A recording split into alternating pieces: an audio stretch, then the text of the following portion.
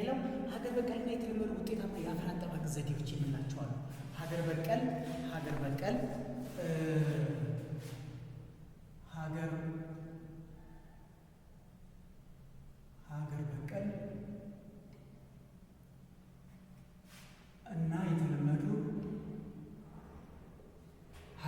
እና የተለመዱ ውጤታማ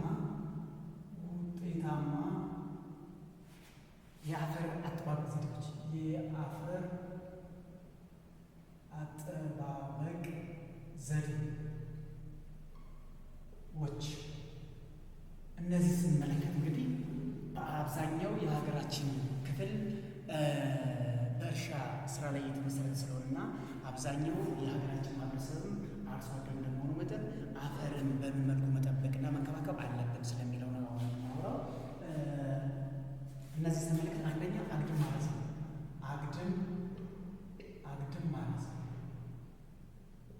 አግድም ማረስ። ሁለተኛው ድነና እና ዳግም ድነና።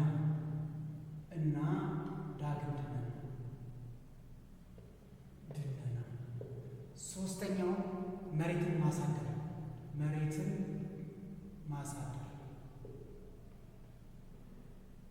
አራተኛው የተለያዩ ብስባሾችን መጠቀም። አምስተኛው አፈራርቆ መዝራት። እርከን መስራት።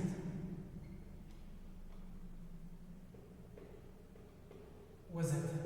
እነዚህ ዋና ሀገር በቀልና የተለመዱ ውጤታማ የሆኑ የአፈር መጠበቂያና መንከባከቢያ ዘዴዎች ብለን የምንጠቀምባቸው ስለሆኑ ይህን ሁላችንም በጥንቃቄ ልናየው ይገባል።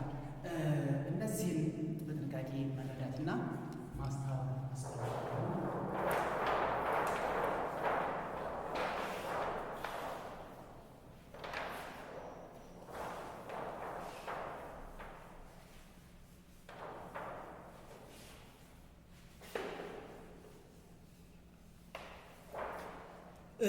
ሌላው ከዚህ በመቀጠል የምንመለከታቸው ነገሮች በኢትዮጵያ የውሃ ላይ ተጽዕኖ የሚያሳድሩ ሁኔታዎች በኢትዮጵያ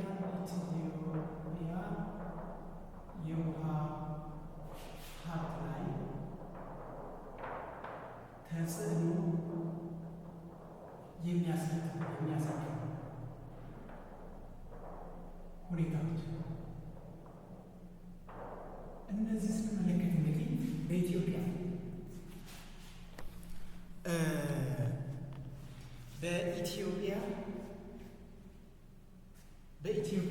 የውሃ ሀብት ላይ ተጽዕኖ የሚያሳድሩ ሁኔታዎች ምን ናቸው የሚሉትን ስንመለከት አንደኛ የዝናብ መጠን መቀነስ።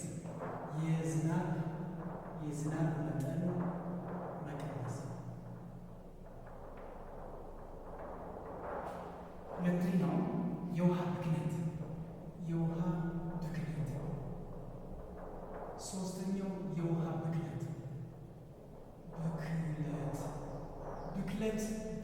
ምንድን ናቸው? እነዚህ ትርጉማቸውን ከመጽሐፋችሁ ላይ እዩና ተረዱ። ዋና ዋናዎቹ እነዚህ ናቸው። የሐይቅ አይነቶችና ባህሪያት። የሐይቅ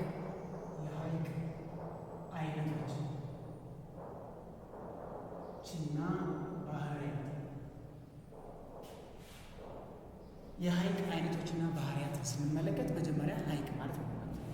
ሐይቅ ማለት እንግዲህ በተለያየ ክፍል ደረጃ እንደተማራችሁ በጥልቀቱ አነስተኛ የሆነ ሐይቅ ማለት በጥልቀቱ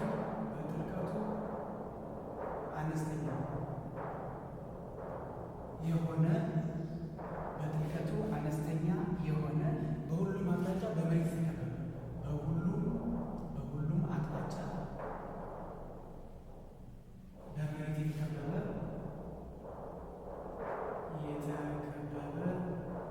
የውሃ አካል። ይሄ ነው ሐይቅ ትርጉሙ ባጭሩ። ስለዚህ ሐይቅ የሆነ ሐይቆችን በሁለት ይከፈላል። ሐይቅ በስንት ይከፈላል? ምንና ምን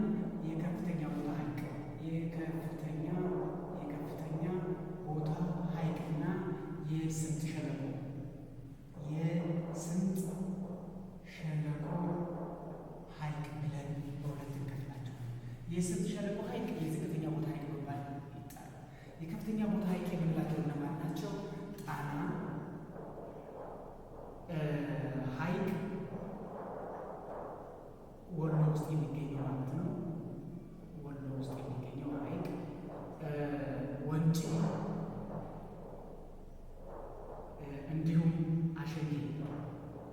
እነዚህ ሐይቆች የከፍተኛ ቦታ ሐይቅ ብለን የምንጠራቸው ናቸው። ከእነዚህ ውስጥ ጣና ሐይቅ በስፋት ትልቁ ሐይቅ ነው። በስፋት ትልቁ ሐይቅ ማለት ነው ጣና ሐይቅ ትላላቸው ማለት ነው። የስምጥ ሸለቆ ሐይቅ ብለን የምንጠራቸው አቤ ሐይቅ፣ ዝዋይ፣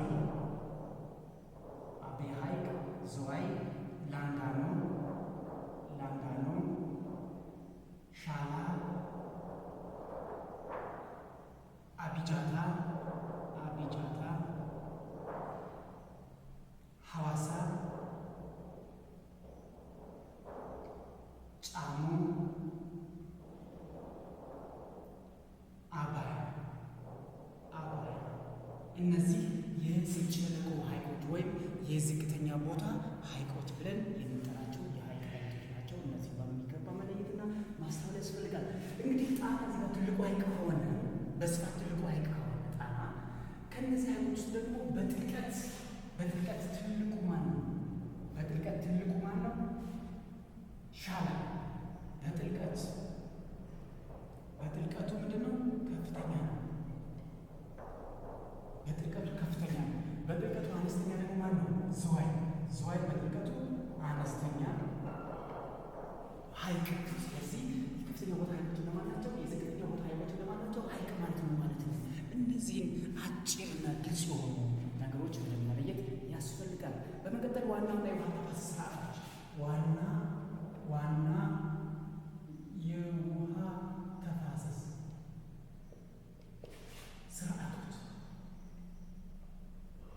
የውሃ ተፋሰስ ስርዓቶች የውሃ ተፋሰስ ማለት ነው ማለት ነው። የውሃ ተፋሰስ ስርዓት ማለት ነው ማለት ነው። ይህን ትርጉሙን ያዙት። እኔ አሁን የምንቀጥለው ለውጤት ብቻ ነው አሁን የምንቀጥለው። ስለዚህ የውሃ ተፋሰስ ስርዓቶች ስንል 3 አይነት የውሃ ተፋሰስ ስርዓቶች አሉ። 3 አይነት የውሃ ተፋሰስ ስርዓቶች፣ አንደኛው ወደ ሜዲትራኒያን የሚፈሱ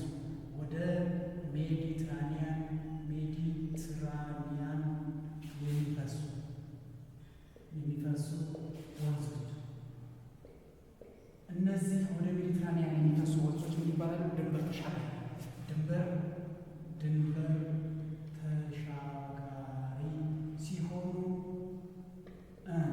ተሻጋሪ ሲሆኑ ወደ ሰሜን ምዕራብ አቅጣጫ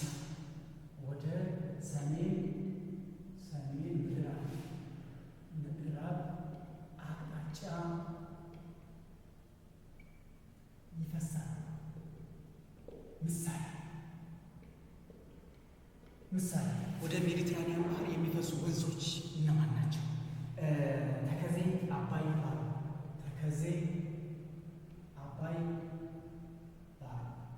እነዚህ ወንዞች ወደ ሜዲትራኒያን ባህር የሚፈሱና ድንበር ተሻጋሪ ወንዞች ተብለው የሚጠሩ ናቸው። ሁለተኛው የተፋሰስ ስርዓት ወደ ህንድ ውቅያኖስ የሚፈሱ። ይህንን ወደ ህንድ ውቅያኖስ የሚፈሱ ወንዞችንም ስንመለከት ወደ ደቡብ ምስራቅ አቅጣጫ ይፈሳል። ለምሳሌ ዋቢ ሸበሌና ገናሌ እና ገናሌ ወዴት የሚጓዙ ናቸው? ወደ ውቅያኖስ የሚፈሱ ወንዞች። ሶስተኛውና የመጨረሻው የተፋሰስ ስርዓት በስምጥ ሸለቆ ውስጥ የሚቀሩ